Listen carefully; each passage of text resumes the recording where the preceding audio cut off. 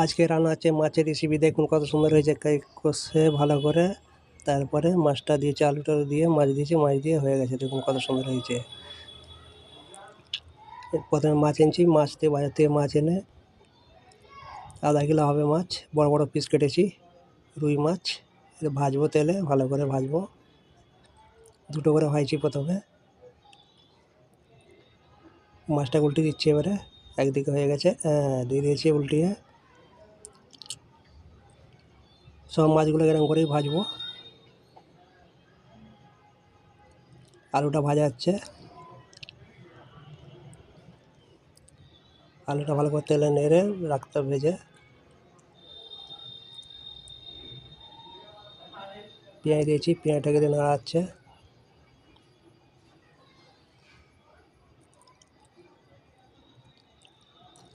এরপরে দেবো আদা, আদা রসুন দেবো, দিয়ে একটু করবো, ভাজবো ভালো করে। ভেজে তারপরে এই যে লঙ্কা গুঁড়ো, হলুদ গুঁড়ো দিয়ে দিয়েছি 1 চামচ করে সব। 1 চামচ হলুদ গুঁড়ো, 1 চামচ লঙ্কা গুঁড়ো, ধনে গুঁড়ো 1 চামচ, জিরে গুঁড়ো 1 চামচ দিয়েছি, আর কাঁচা লঙ্কা 3-4 পিস দিয়েছি।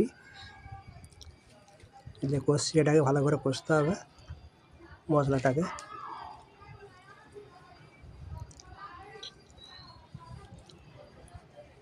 মশলা কষাই হয়ে গেছে।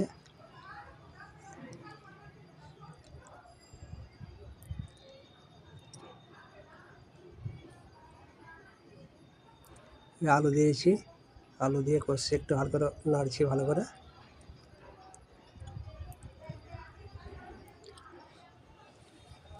এবার জল দিয়ে দেবো, জল দিয়ে দিচ্ছি, জল দিয়ে ঢাকা দিয়ে দেবো।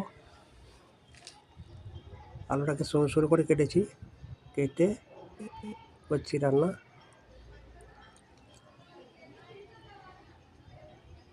এই যে মাছ রান্না হয়ে গেছে আমার, দেখুন কত সুন্দর হয়েছে। 2-3টে চাকা দিয়েছি, ধনেপাতা দিয়েছি, ধনেপাতা দিয়ে নামিয়ে ফেলবো এবারে। যদি ভিডিও ভালো লাগে লাইক সাবস্ক্রাইব করে দিন। দেখুন কত সহজভাবে রান্না করেছি, কত সুন্দর লাগছে শর্টকাটে।